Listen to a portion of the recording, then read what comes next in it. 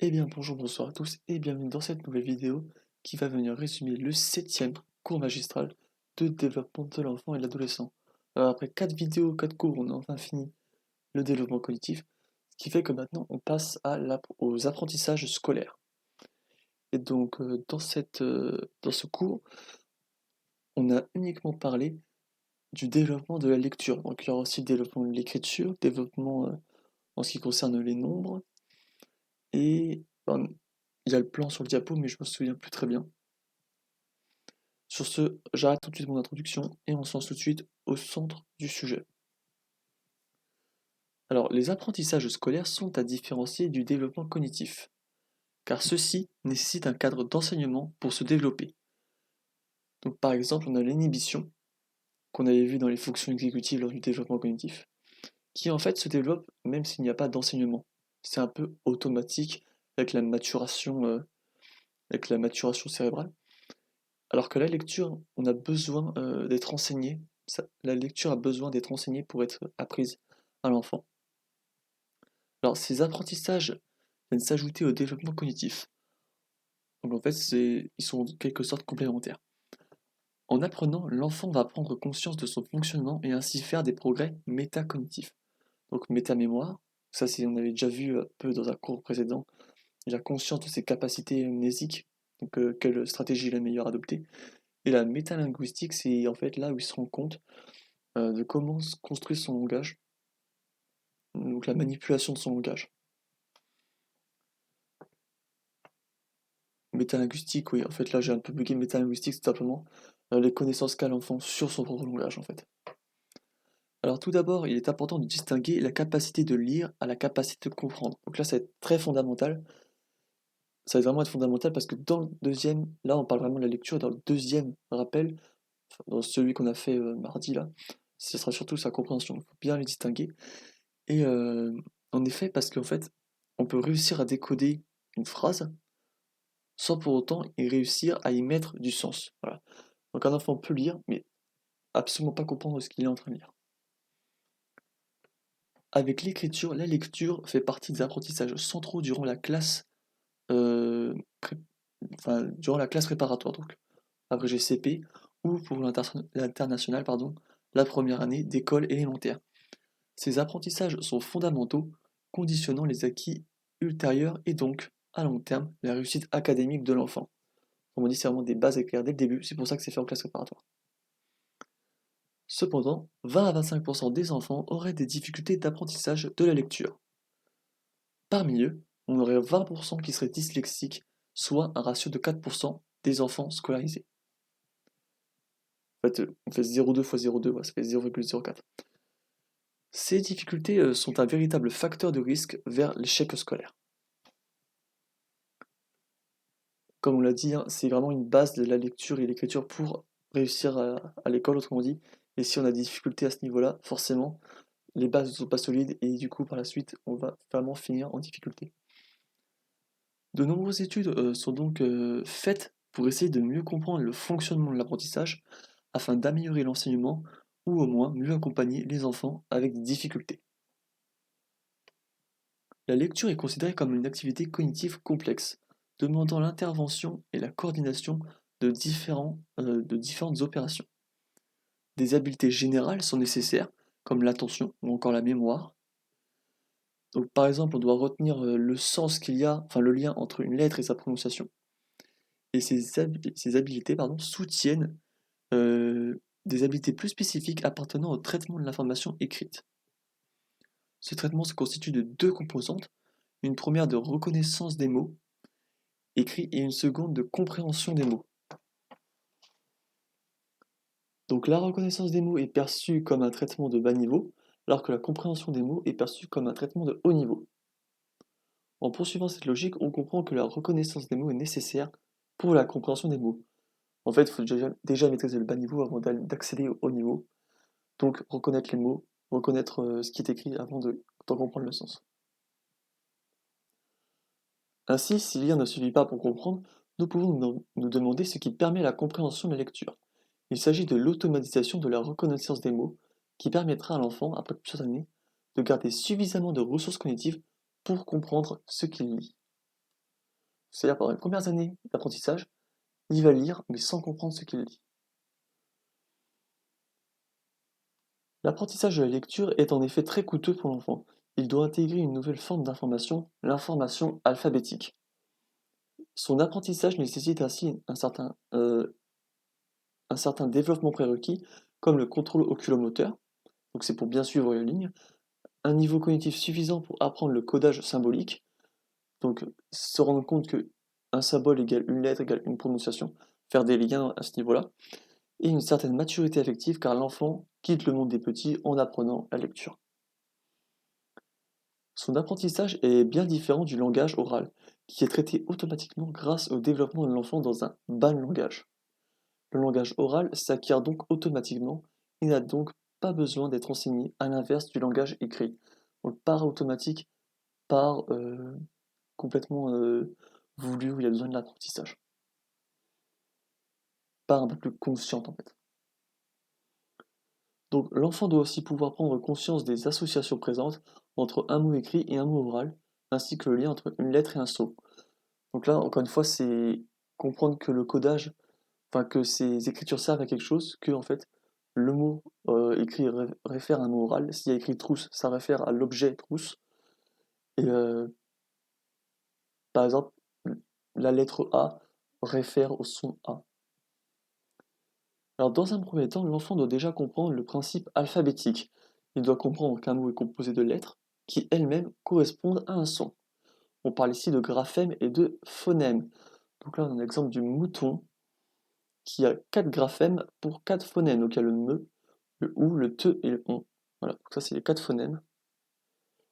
Et chaque phonème a son propre graphème. Alors la langue française vient complexifier les choses avec une absence de correspondance claire entre un phonème et un graphème. Donc là on a par exemple le N de mouton qu'on ne prononce pas, alors que dans le N, on a le petit nœud qui apparaît. Donc en fait, si on ne prend pas en compte cette complexification, on dirait moutonne, voilà. Ou moutonne, enfin, quelque chose comme ça, bref. On prononcerait le N alors qu'en fait, avec le O, on doit dire on. Alors pour maîtriser ce principe alphabétique, l'enfant doit donc déjà auparavant connaître le système orthographique et en voici différentes règles. Alors déjà, il faut savoir qu'une lettre peut avoir différentes valeurs, donc là, servir pour différents phonèmes, par exemple. Donc là, on a l'exemple du maman, que je trouvais pas mal. C'est là le A, en fait, dans le même mot, il a plusieurs valeurs. Donc on a le A qui est tout seul, qui du coup se prononce A, et le A associé au N, qu'on doit dire en. On va pas dire maman, on dit maman. Un phonème peut avoir différents graphèmes associés. Donc là, j'ai pris l'exemple de la boue et par exemple la bout de ficelle. Ça s'écrit différemment, mais finalement, le phonème est exactement le même. Enfin, là, le phonème, c'est juste OU. C'est juste le E et le T, en fait, qui sont muets, et justement, certaines lettres sont muettes. Grammaire ou étymologie, enfin, souvent, en fait, si elles sont muettes, c'est à cause d'une origine grammaticale ou étymologique. Par exemple, elles sont roses, il y a des S et un T muet, parce que c'est tout simplement un accord grammatical, et on ne dit pas elles sont roseuses. Enfin, je sais pas trop comment un enfant pourrait dire ça s'il lirait les lettres muettes. Alors après, il y avait un meilleur exemple pour la deuxième règle, c'était en fait 20, V-I-N, 20 le nombre, et par exemple en 20, V-I-N. Finalement, je crois que cet exemple était bien mieux que celui que j'ai trouvé. L'enseignement vient ici permettre de mieux comprendre ces règles et d'expliquer les bons phonèmes. Donc là, il y a encore une fois la mémoire en jeu, bien évidemment, donc qui est une habileté de base qui vient soutenir l'apprentissage.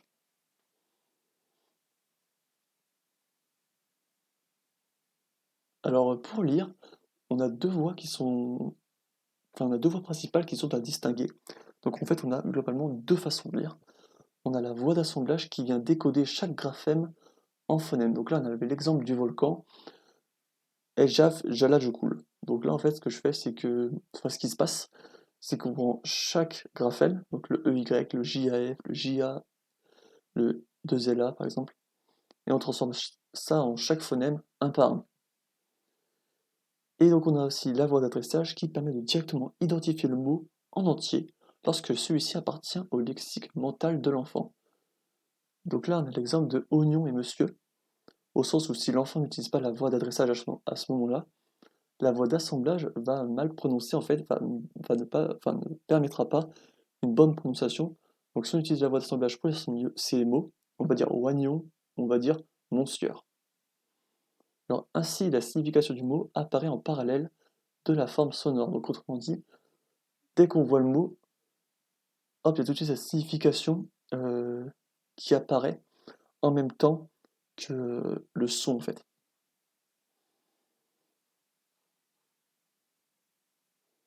Alors ces deux voies se complémentaires et interviennent dans la lecture experte. Donc la voie d'adressage pour les mots connus, la voie d'assemblage pour les mots inconnus ou rares. L'enfant utilise principalement cette voie pour apprendre à lire. Donc la voie d'assemblage pour l'apprentissage de lecture. Alors la lecture s'appuie aussi sur diverses habiletés enseignées explicitement ou apprises implicitement. Alors on a par exemple, nous avons la connaissance des lettres. Cette habileté se développe dès la maternelle et permet de relier implicitement le son de la lettre à sa prononciation. Donc on a le K où on comprend que ça fait le K. Le F ça fait F, le A, bah là le A c'est carrément transparent, les voyelles sont transparentes, à part peut-être l'Y. Oui. C'est vrai que pour les enfants, Y. Ah si, dans Y il y a le I, donc ça peut peut-être passer en fait. Alors il est facteur de réussite pour l'apprentissage de la lecture. Il y a ensuite les habiletés phonologiques qui correspondent à la capacité à associer un graphème à un phonème, ainsi que l'analyse phonologique du langage oral. Donc sa capacité à détecter des rimes ou des phonèmes en commun dans un mot. En troisième position, on a les régularités orthographiques qui permettent à l'enfant de reconnaître un mot français en utilisant ses connaissances sur les suites de lettres les plus fréquentes. Donc par exemple, quand on voit qu'en fin de mot il y a deux S, on se dit que c'est pas français, chess, pas français. Une petite expérience a été faite sur la détection des suites fréquentes ou non par Parton et collaborateurs en 2001, donc avec l'utilisation de pseudomots que les enfants devaient estimer comme potentiellement français ou non. Et donc là, je suis désolé, je suis complètement oublié de faire le paint. Voilà. Mais de toute manière, l'expérience est facilement retrouvable sur le diaporama. Et en fait, il était plutôt simple à comprendre. Bon, après, je suis désolé, j'avoue que j'ai complètement zappé de faire. J'espère que ça sera pas trop grave. Hop. Et donc pour finir, nous avons les connaissances morphologiques qui s'appuient sur la structure des mots et leur manipulation.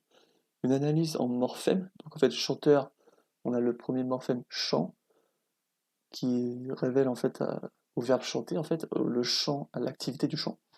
Le heure qui en fait réfère à un métier, et le s qui réfère à l'accord grammatical qui signifie qu'ils sont plusieurs. Permet à l'enfant de connaître des bases morphologiques plus courantes que d'autres dans notre langue. Donc par exemple, on a Carlyle et Stone, où en fait on avait encore des enfants qui devaient dire si le mot pouvait être français ou non. Entre recever et ressaver, ils ont plus dit ressaver parce qu'on a plus de re quelque chose dans notre langue pour des verbes. Après, j'ai des contre-exemples. On a par exemple rassurer, radoter, ou encore. Mince, mince, j'ai le verbe où tu nettoies ta cheminée, je sais plus comment on appelle ça. Ah, j'ai oublié, bon mince, pas grave. Mais en tout cas, quand il y a, même si c'est des pseudomots, il y a exactement les mêmes lettres à l'intérieur. Donc c'est exactement les mêmes lettres qu'il y a, mais selon la construction du mot, il y a certains points qui sont plus courants, donc le re, pour désigner une répétition en fait, qui font que l'enfant, hop, il va dire ça, c'est plus français. Alors pour finir ce petit cours, on a les premiers modèles des années 80 qui ont essayé d'expliquer le développement de la lecture en différents stades.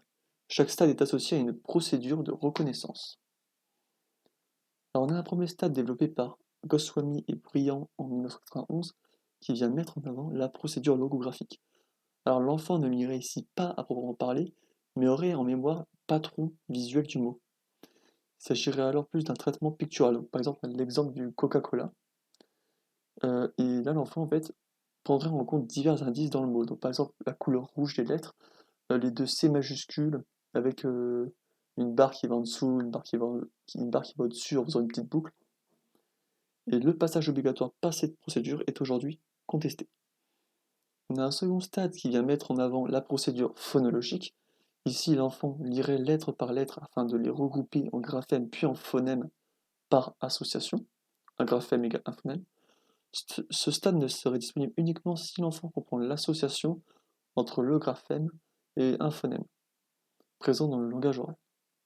Donc, il faut qu'ils comprennent qu'en fait, cet ensemble de lettres, ça fait un son dans le langage oral. Donc, il rendrait impossible la lecture du mot si celui-ci est irrégulier, donc par exemple de oignon qu'on dirait oignon, ou s'il possède des lettres muettes. Globalement, cette procédure ressemble beaucoup à la voie d'assemblage présentée plus tôt. Et on a un dernier stade qui vient mettre en avant la procédure orthographique. Dans cette procédure, l'enfant reconnaît le mot sans passer par une reconversion phonologique. La représentation lexicale est directement accessible grâce à la détection des caractéristiques orthographiques du mot, stockées en mémoire.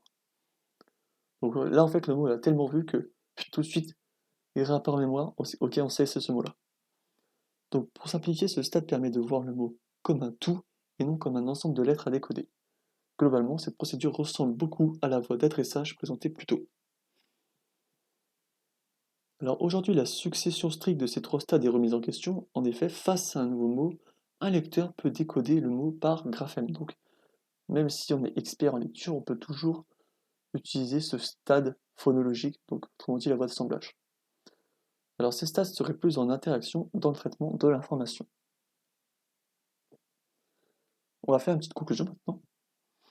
C'est qu'on a tout simplement l'automatisation progressive de la lecture en utilisant de plus en plus la voie d'adressage qui permet de libérer une part des ressources attentionnelles et ainsi en avoir davantage pour la compréhension. Le plus souvent, l'automatisation de la lecture n'est présente pas avant l'âge de 8 ans, l'équivalent du CE2. Et là j'y ai pensé ce coup-là, pas comme tout à l'heure. J'ai fait une petite conclusion en fait parce que c'est vrai que en termes de ressources, je représente ça comme ça en fait. En fait, les ressources cognitives, j'imagine ça comme en fait une sorte de boîte où en fait on a une quantité limitée de ressources. Donc là par exemple, je fais 9 ressources et c'est un peu le maximum que j'ai pu faire. Et en fait, ce qui se passe, c'est que la voie d'assemblage est pour lire beaucoup moins efficace que la voie d'adressage. La voie d'adressage permet une automatisation de lecture. Autrement dit, on lit beaucoup plus rapidement. Donc par exemple, pour pouvoir lire, en utilisant la voie d'assemblage, on va par exemple utiliser, là j'ai mettre 8 bits, donc en gros quasiment toutes nos ressources, et du coup il va presque plus rien rester pour la compréhension. Ce qui fait que là l'enfant ne va pas pouvoir comprendre ce qu'il lit. Avec l'évolution, avec l'apprentissage, l'enfant va de plus en plus maîtriser de mots, et il va y en avoir de plus en plus qui vont arriver à la voie d'adressage. Et si la voie d'adressage est plus efficace, et ensuite par exemple ici je mets que deux petites ressources, et qui seraient équivalentes aux 8 de la voie d'assemblage. Donc vu que cette voie d'adressage est en fait beaucoup plus efficace pour lire, il reste beaucoup plus de ressources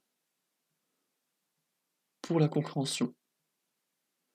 Ce qui fait qu'en utilisant au fur et à mesure de plus en plus la voie d'adressage, donc l'automatisation, si je vois ça en fait, enfin je pense que l'automatisation, si j'ai bien compris, c'est qu'en fait l'enfant passe majoritairement de la voie d'assemblage à la voie d'adressage, avec l'apprentissage.